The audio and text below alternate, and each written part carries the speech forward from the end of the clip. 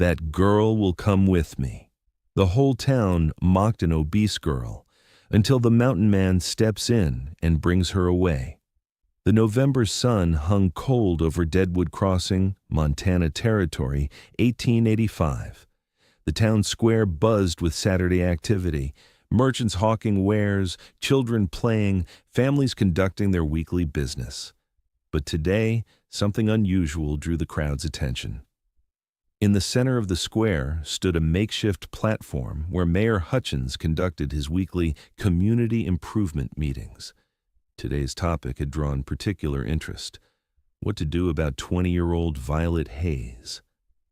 Violet stood on the platform, her substantial frame wrapped in a worn brown dress, her dark hair pulled back severely, and her green eyes fixed firmly on the ground as tears streamed down her round cheeks. She'd been summoned here by the mayor himself, told only that the town needed to discuss her situation. Now she understood. This wasn't a meeting. It was a public humiliation. As I was saying, Mayor Hutchins continued, his voice carrying across the square, Miss Hayes has become a burden on our community. She's been living at the church's charity house for 3 months now, consuming resources meant for those truly in need. She eats enough for 3 people, someone shouted from the crowd. Exactly, Hutchins seized on the comment. Our charitable funds are limited, and Miss Hayes here is depleting them at an alarming rate. We simply cannot continue supporting someone who clearly has no difficulty feeding herself when resources are available. Cruel laughter rippled through the crowd. Violet's face burned with shame. Furthermore, Hutchins continued, she's been unemployed for 4 months. No one in town will hire her because she's lazy, Mrs. Patterson, the banker's wife, called out. Look at her. Who'd want that working in their establishment? She'd probably eat the merchandise, added Mr. Simmons, the general store owner. More laughter. Violet wanted to disappear, to sink into the earth and never surface. She'd tried to find work. God knows she'd tried. But every door closed in her face. Every employer found reasons not to hire her. So we're faced with a problem, Mayor Hutchins said, spreading his hands dramatically. What do we do with Miss Hayes? She has no family, no prospects, and no one willing to employ her. She can't stay at the charity house indefinitely. Send her away, someone shouted. Where? Who'd take her? Another voice called back. The poor farm, suggested a third voice. The poor farm's overcrowded already. They won't take anyone else. The crowd debated Violet's fate as if she weren't standing right there, listening to every cruel word. She felt like livestock being discussed at auction, except livestock had more value. Perhaps, Mrs. Patterson said with false sweetness, we could advertise for someone willing to take her. Surely there's a farmer somewhere who needs heavy labor. The crowd roared with laughter at the thinly veiled insult. Excellent idea. Hutchins seized on it. We'll draft an advertisement. Large woman available for work. Very strong. Very substantial. We'll work for room and board. Someone desperate enough for help might take her. Violet finally found her voice, though it came out as barely a whisper. Please stop. What was that? Hutchins cupped his ear mockingly. Speak up, Miss Hayes, though I suppose speaking requires effort you'd rather save for eating. The crowd's laughter was deafening now. Violet felt her legs trembling, her vision blurring with tears.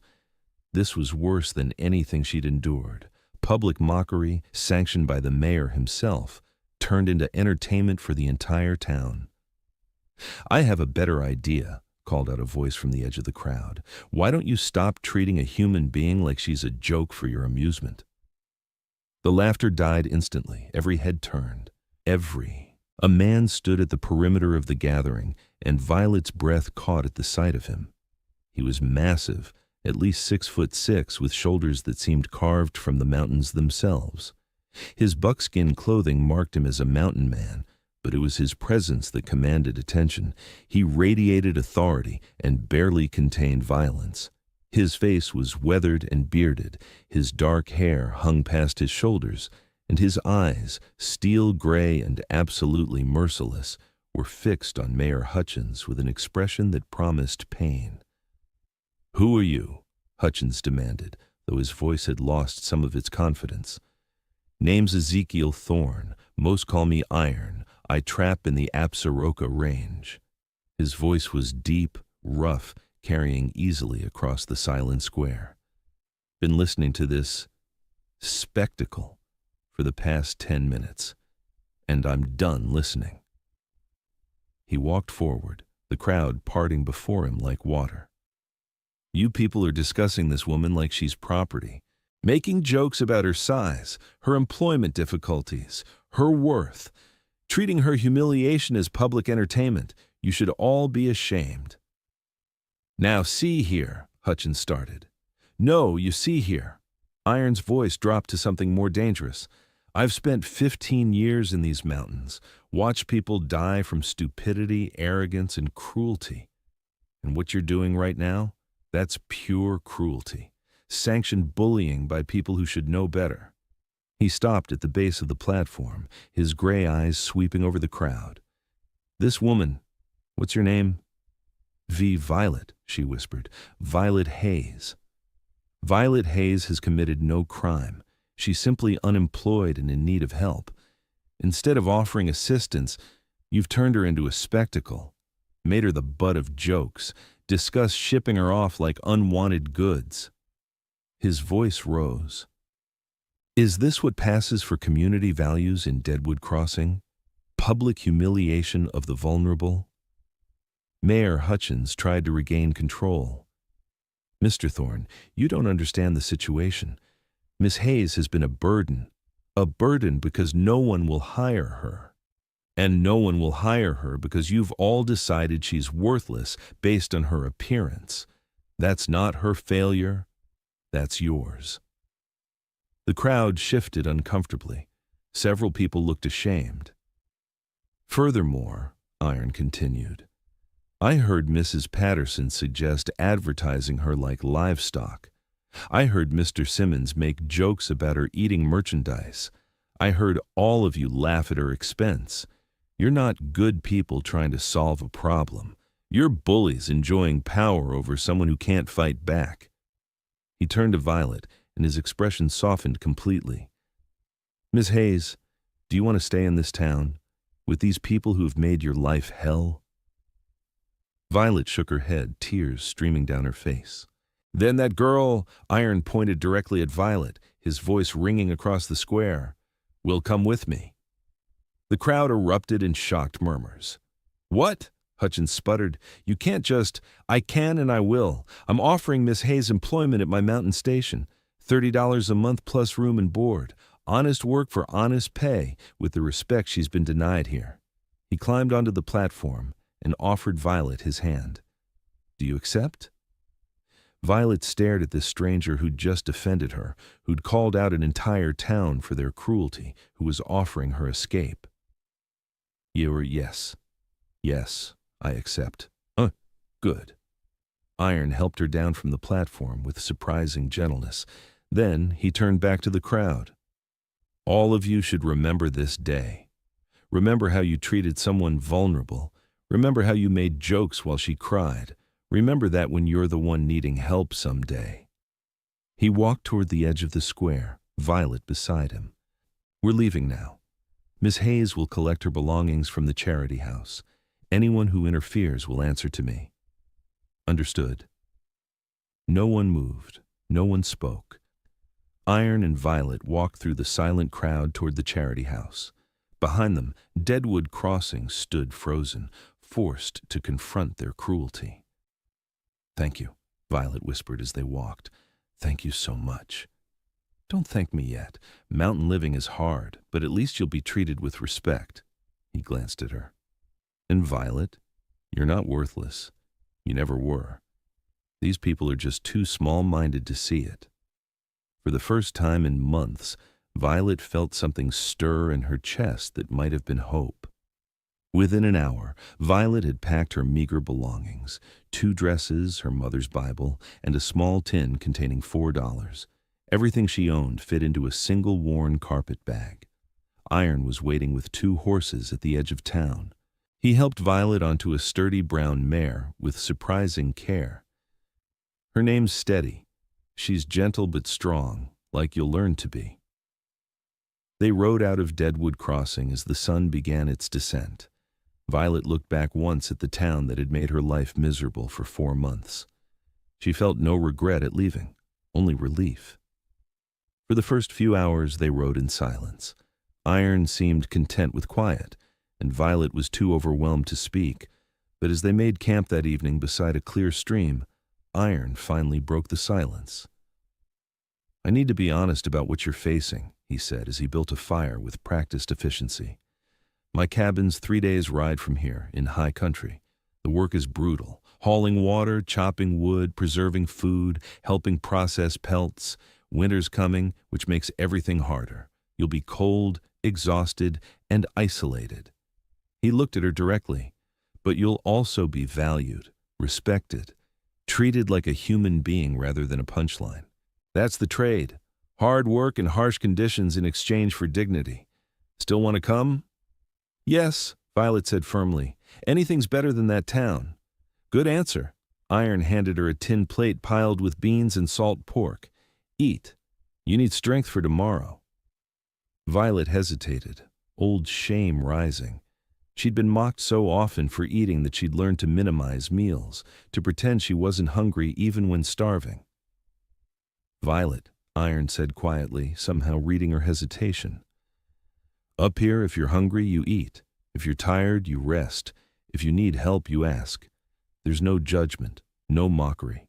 Just survival and partnership, understand?" Violet nodded and ate, and for the first time in months, she ate without shame. Over the 3-day journey, Iron proved to be an excellent teacher. He showed Violet how to read the landscape, identify animal tracks, recognize edible plants, and predict weather by cloud formations. He was patient when she made mistakes, encouraging when she succeeded, and never once commented on her size, except in practical contexts like weight distribution on the horse. "You're quick to learn," he observed on the second day. "That's valuable. Intelligence and determination matter more than anything else in the mountains." "You really believe that?" "I know that. I've spent 15 years up here. The mountains don't care what you look like. They only care if you're strong enough to survive them." He glanced at her. "And strength comes in many forms: physical, mental, emotional.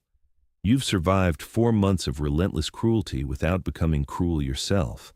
That's strength most people don't possess." On the 3rd evening, they crested a ridge and looked down into a hidden valley.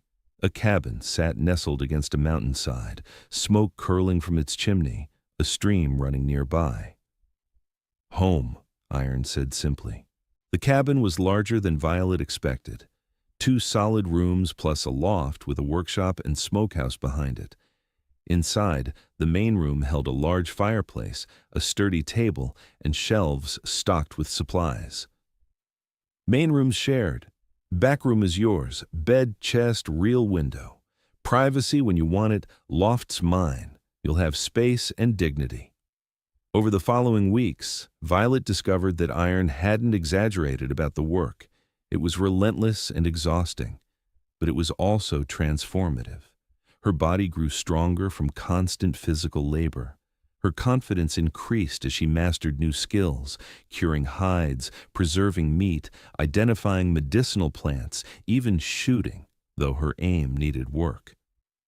Most importantly, she began to believe what Iron kept telling her, that her worth wasn't determined by her size, but by her capabilities. Iron treated her with consistent respect. He praised her genuinely when she accomplished difficult tasks, taught her patiently when she struggled, and never made her feel inadequate. When he was at the cabin, they worked together efficiently. When he was gone checking trap lines, she managed everything independently. 3 months after leaving Deadwood Crossing, Violet realized something profound. She was happy, genuinely, deeply happy for the first time in years. Winter locked the mountains in ice and snow, sealing Violet and Iron into their valley. But isolation didn't feel lonely. It felt peaceful. They developed comfortable routines, morning chores, then breakfast by the fire, days spent on various tasks. Iron maintaining equipment or checking nearby trap lines, Violet managing the cabin and food stores. Evenings reading aloud from Iron's surprisingly extensive book collection, or just sitting in companionable silence. One evening in January, as a blizzard howled outside, Violet finally asked the question that had been burning in her mind. "Why did you really defend me that day? In the town square?" Iron set down the knife he was sharpening. "Because I watched a crowd of people treat someone like entertainment, and I remembered my own sister." His voice grew rough. "Martha, she was built like you, substantial, strong. Our whole childhood, people mocked her, called her names, made jokes, treated her like she was less than human because she didn't fit their idea of beauty." He stared into the fire. "When she was 18, she left a note saying she couldn't stand the mockery anymore, couldn't bear being treated as a joke. And she's gone. I found her. I was 20, and I swore that day that if I ever witnessed someone else being tormented for their appearance, I'd stop it, no matter what." Violet felt tears streaming down her face. "I'm so sorry." "Don't be sorry. Be grateful you're still here, still fighting." Martha gave up. You didn't. He looked at her directly. "That day in the square, watching you stand there while they mocked you, I saw Martha, saw another good person being destroyed by cruelty, and I couldn't let it happen again." "Thank you," Violet whispered, "for seeing me, for saving me. You saved yourself by accepting my offer. All I did was provide opportunity. You did the hard work of transforming your life." That night marked a shift in their relationship. What had been employer and employee evolved into genuine partnership, and slowly, carefully, it became something more. 2 years later, Iron and Violet returned to Deadwood Crossing for supplies. They rode side by side into town, equal partners in a successful mountain trading operation. Violet sat tall in her saddle, wearing well-made clothing, her face healthy and tanned, her bearing confident. She was still a large woman. Mountain living hadn't changed that, but she carried herself completely differently. Word spread quickly. By the time they reached the general store, a crowd had gathered, including Mayor Hutchins. "Miss Hayes, is that you?" "It's Mrs. Thorne now, Mayor." Violet held up her left hand, showing a simple gold band. "Iron and I married last spring." Hutchins's jaw dropped. "You married him?" "I married a man who treated me with respect when you treated me with contempt. A man who offered opportunity when you offered mockery. A man who saw worth in me when none of you could." She looked around at the assembled crowd. People who'd laughed at her humiliation, who'd made jokes at her expense, who'd discussed shipping her away like unwanted goods. 2 years ago, you made me stand on that platform while you discussed what to do with me, like I was a problem to be solved rather than a person needing help. You mocked my size, my unemployment, my very existence." Her voice grew stronger. "But you did me a favor. But you showed me exactly what you all thought of me. And it gave me the courage to leave with Iron when he said, 'That girl will come with me.' Best decision I ever made." Iron added quietly, his hand resting protectively on Violet's shoulder. "You people made assumptions based on appearance, about both of us. The burden you wanted to ship away and the savage mountain man you barely tolerated. But we built something real together. A home, a business, a partnership. Something none of you thought possible." Mayor Hutchins cleared his throat awkwardly. "Well, I'm glad things worked out for you, Mrs. Thorne. We were simply trying to do what was best." "What was best?" Violet interrupted. "You turned my desperation into entertainment, made me stand on that platform while the entire town discussed my worth, or lack thereof. That wasn't doing what was best. That was cruelty." She looked around at the crowd. "I hope you learned something from this. Hope you treat the next person in need with kindness instead of mockery. Because not everyone gets rescued. Not everyone gets someone brave enough to step in and say, 'That girl will come with me.'" Mrs. Patterson stepped forward, her face flushed. "Mrs. Thorne, I want to apologize. For that day, for my comments about advertising you like livestock. It was cruel and wrong. I'm sorry." Other apologies followed, hesitant, awkward, but genuine. Not everyone, but enough to matter. Violet accepted them with grace. "I forgive you, not because you've earned it, but because holding anger would only hurt me. But understand, I don't need your approval anymore. I know my worth. Iron helped me see it, and mountain living proved it. Your opinions don't define me." They bought their supplies and prepared to leave. As they mounted their horses, a young woman approached, perhaps 19, with tears in her eyes and a build similar to Violet's. "Mrs. Thorne, my name's Amy. I just wanted to say thank you for showing me that people like us can have worth, that we don't have to accept how others treat us. You've given me hope." Violet dismounted and pulled Amy into a brief hug. "You have worth right now, Amy. You always did. Don't let anyone convince you otherwise. And if this town doesn't see it, find somewhere that does. Be brave enough to leave if staying means accepting cruelty." They rode out of Deadwood Crossing toward their mountain home, leaving behind a town forever changed by one mountain man's declaration. "That girl will come with me." As the town disappeared behind them, Violet felt only gratitude. "Thank you," she said to Iron, "for stepping in that day, for defending me when no one else would." "Thank you for being brave enough to come with me," Iron replied, "for trusting a stranger, for working hard, for becoming the partner I never knew I needed." They rode on toward home, two people who'd found love, partnership, and dignity because one man had been brave enough to step into a cruel spectacle and offer rescue. The town had mocked her, called her worthless, discussed her like property, turned her pain into entertainment. But one mountain man had said 5 words that changed everything. "That girl will come with me." And Violet had been brave enough to accept.